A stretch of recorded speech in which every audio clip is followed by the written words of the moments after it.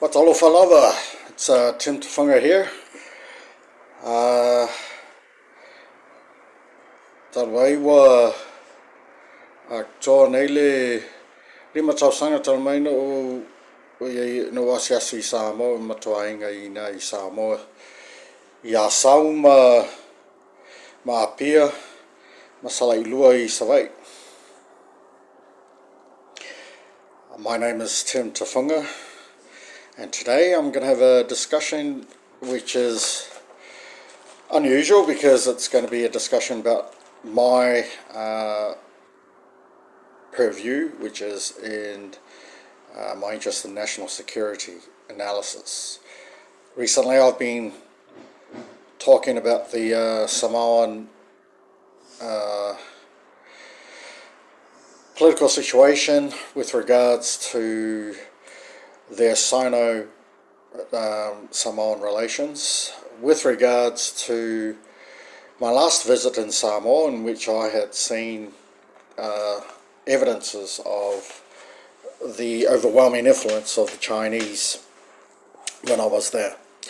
A lot of infrastructural projects were conducted by Sino-Samoan cooperation with regards to the Samoan Games, all of the sporting venues, the Samoan airport were all constructed by the Chinese Communist Party government, or the Chinese government.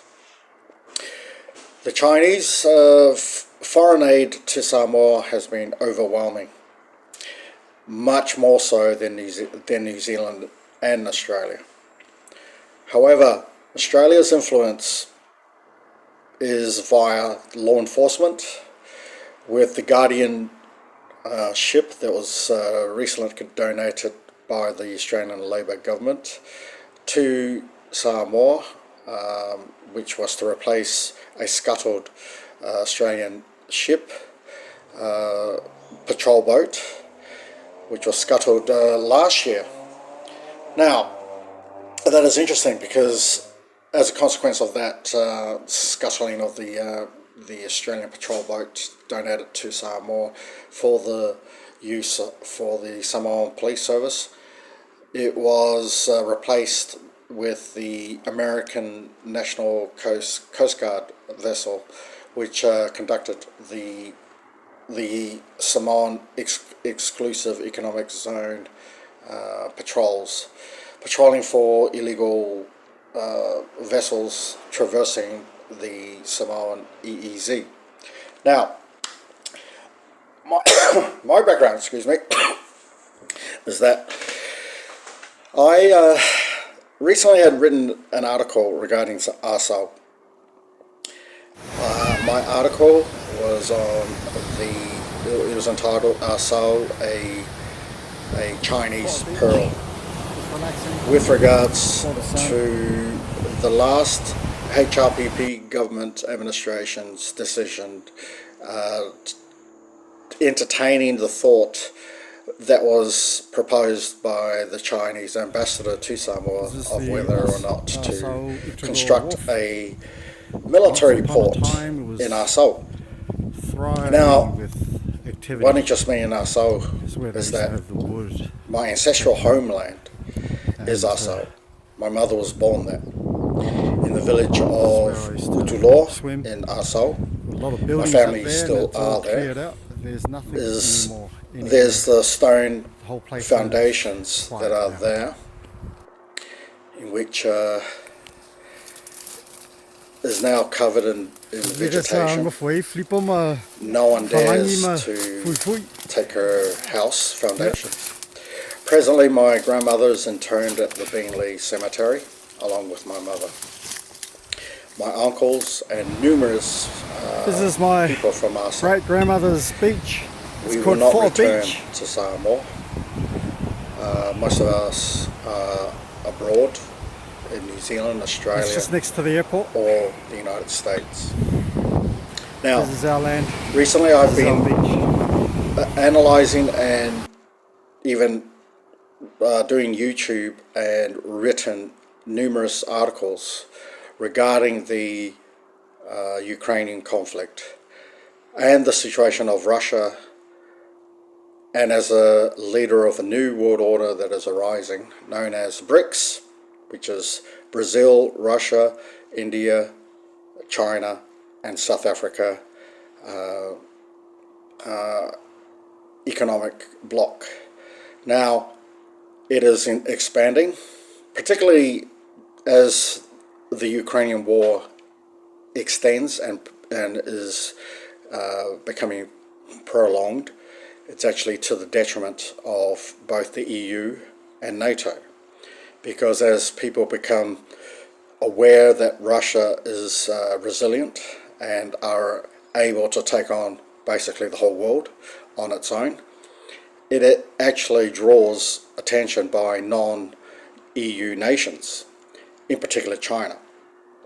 Now, today's news on the Tuesday the 6th of March 2023, the Australian media, Channel 7 in particular, stated that Australia is preparing for war against China, which means that Australia is gearing up to increase military spending. At the present moment, it's about just below 2% of the Australian GDP. They're going to increase it so that Australia will militarise themselves and upgrade their military arsenal to confront the Chinese. Unfortunately, I've also been studying the Chinese military presence, and they are 5 times faster than the Americans.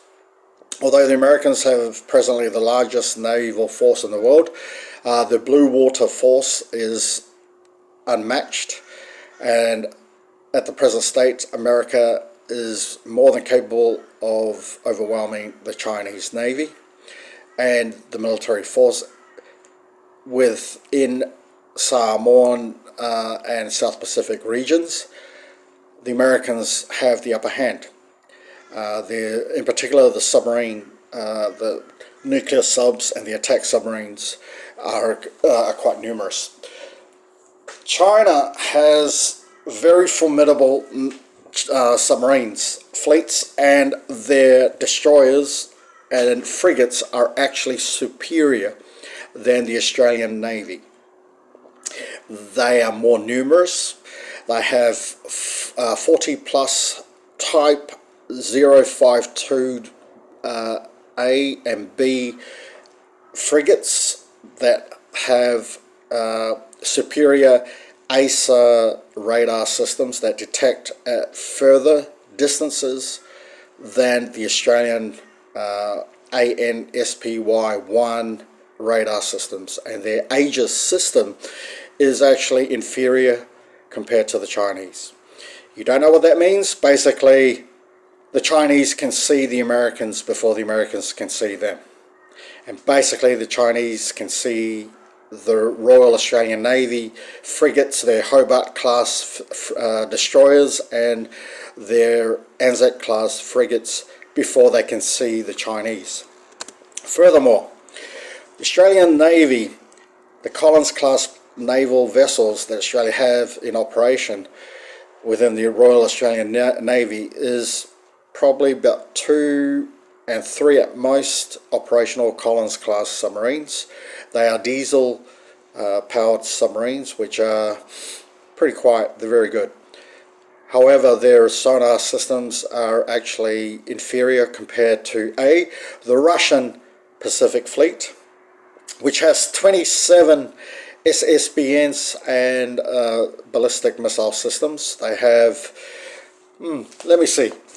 The Russians have 27. Their Pacific Navy have numerous destroyers, cruisers, and submarines. Their submarines are Yasin class, Oscar II class, Akula class, as well as their Kilo class submarines, which are undetectable by any navy in the world, including the Americans. The Americans have the improved Los Angeles class and in particular the Virginia class submarines, which are the best presently in the world insofar as been undetected by anti-submarine warfare capabilities of many nations, including the Russians and Chinese. So you can't detect the Americans in a conventional combat situation and naval blue water combat situation. Green water combat situations, which are in fact literal combat situations, you will realize that the Chinese are by far superior than even the Americans. The American 7th Fleet will be frankly destroyed in the Taiwan Strait, because the oceans there is very shallow. It's about 30 meters in depth in the Taiwan Straits, which means that even smaller vessels, what do they call it? Corvettes, the Chinese corvettes, in which there's about 80 of them, which have anti-submarine warfare capabilities.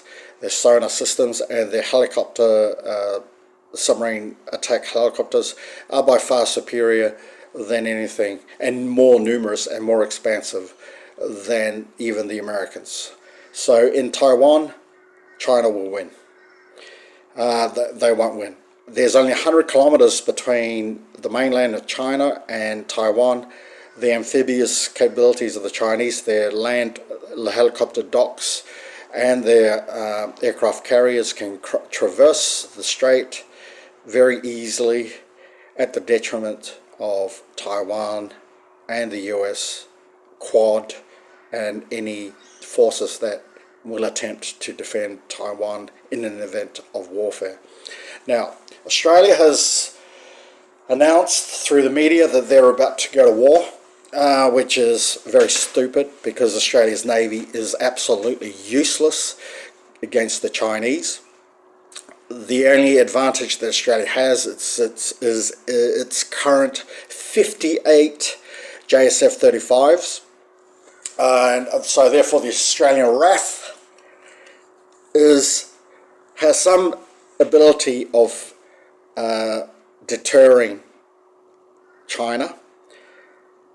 But the Chinese Type 94A nuclear subs are able to reach the Australian economic exclusive zones anywhere, undetected, even with the Oberon submarine fleets that are about 2 of them. You've got the Otama and Orion, which is traversing and checking out the coastline of Australia.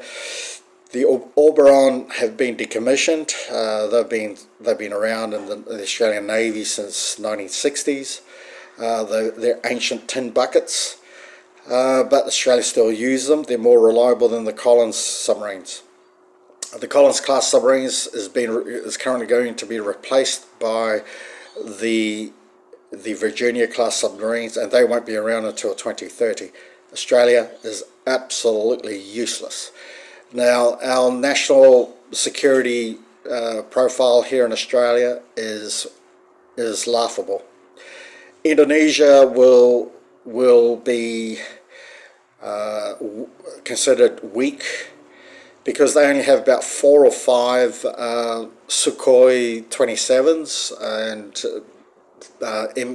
Sukhoi MiG Su-30s.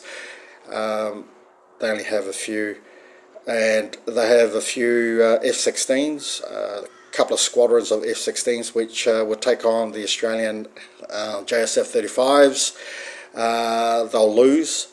So the Indonesians are weak, Air Force wise, but amphibious conflict, and the Indonesian military, they have a force of 400,000 active army. The TNI, the Indonesian army, is 400,000. Australia's entire military force, active duty military force, is 88,000. That includes all the reserves, the Army Reserves and the active soldiers at present, we have about divisional strength. That's it. That's Australia. Hopeless. As they say that populate or perish, well, Australia, militarily wise, is very small. New Zealand is even smaller still. They have 4,500 active duty soldiers and about 3,000 reservists in the Australian Army, in the New Zealand Army. That is the territorial force. They have only two frigates, Te Mana and Te Kaha. They have two offshore patrol boats and two inshore patrol boats. That's it. That's the New Zealand Navy. The rest of their ships are just transport ships.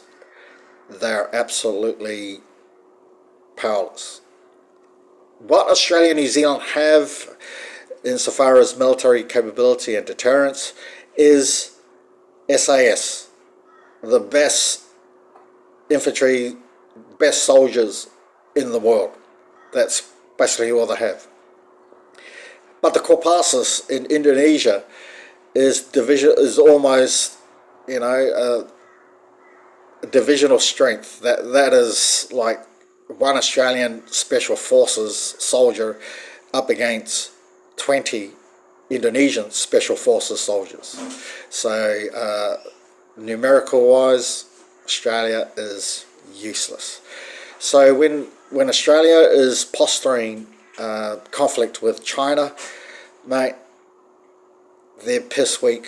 they're all bluster, all blow, big blow. That's the Australian military force.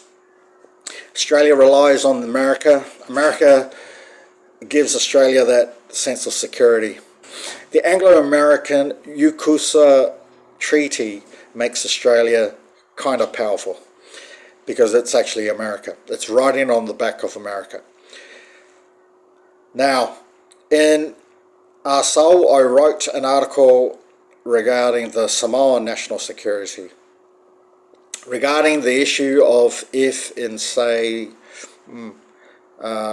Samoa is under threat by any nation, which I doubt. The only issue that Samoa would have some value to the world is for maritime waters. If there's a moratorium on whaling, that's the only issue in which Samoa would have some say in terms of international maritime law. Samoa has no value strategically except for as a port of call for the Chinese Navy, as a friendly port of call for the Chinese Navy for the Pacific region. That is the primary reason as to why Samoa was regarded highly. Now, in 2018, I wrote my article, and soon after, Solomon Islands was also approached by the Chinese, and the Solomon Islands approved the construction of the Chinese naval base in Tulagi Island along the Saville Strait.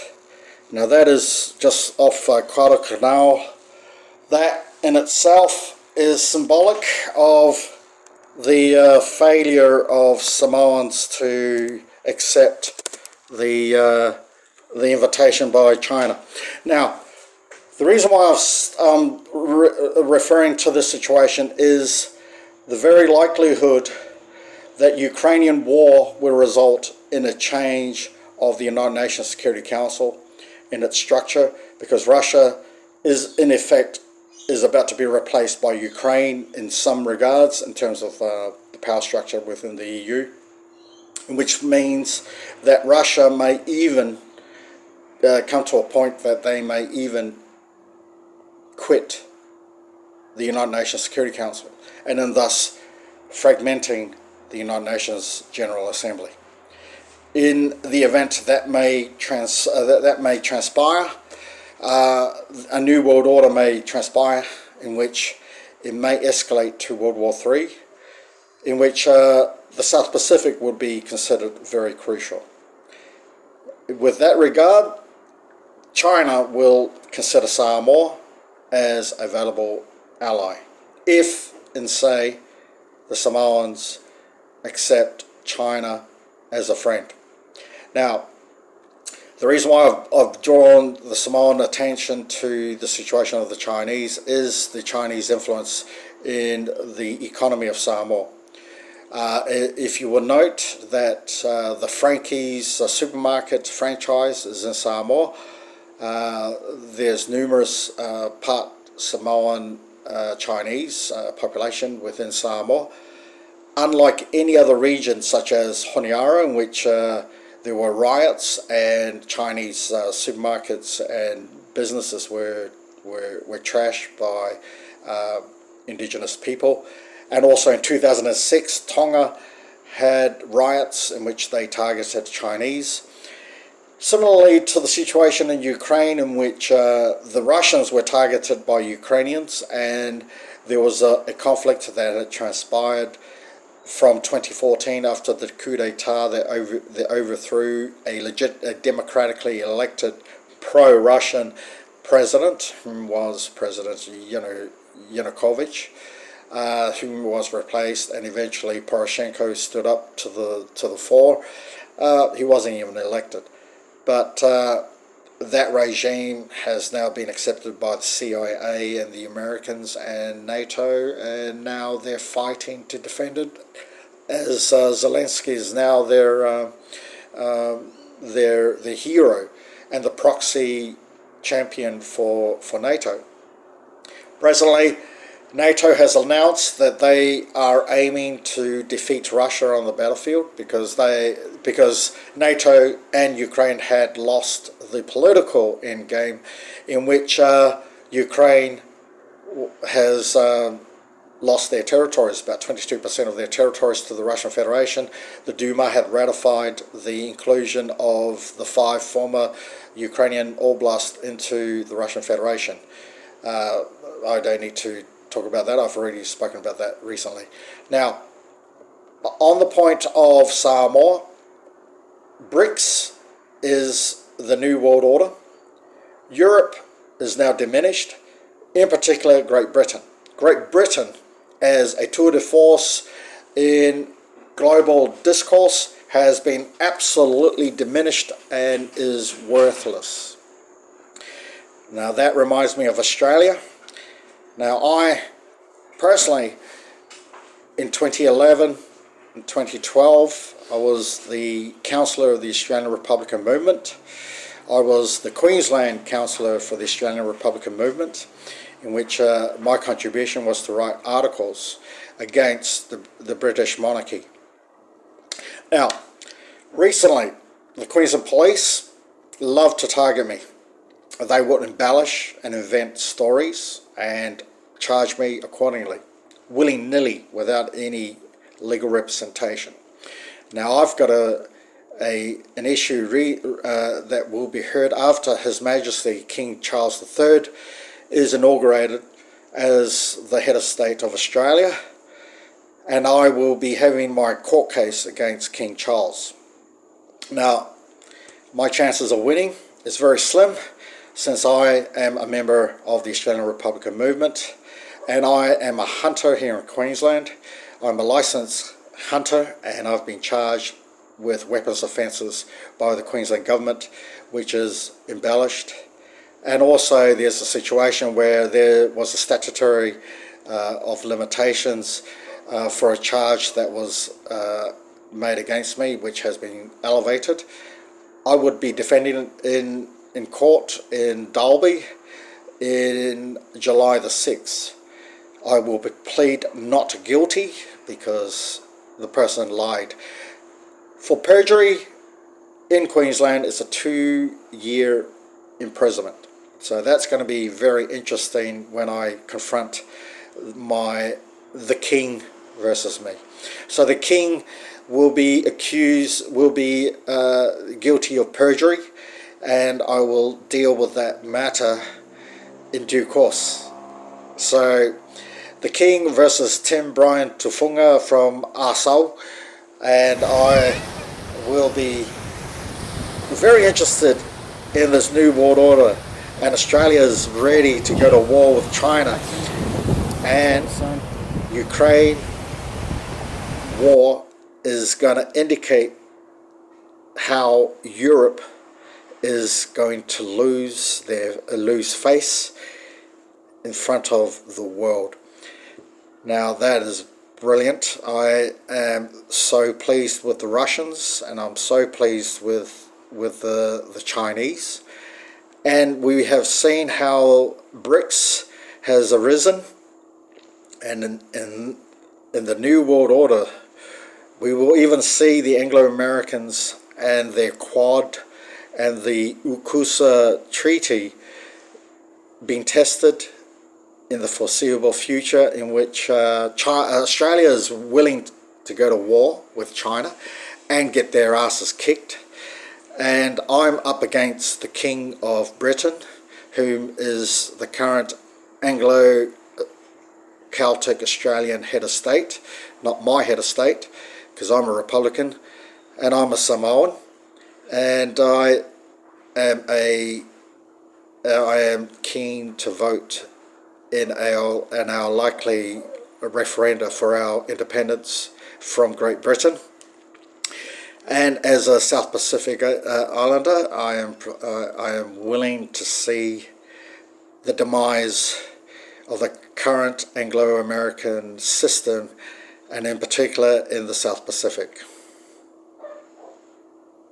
That is the situation. So we may be going to war. We will lose in Australia, as an Australian. We will lose.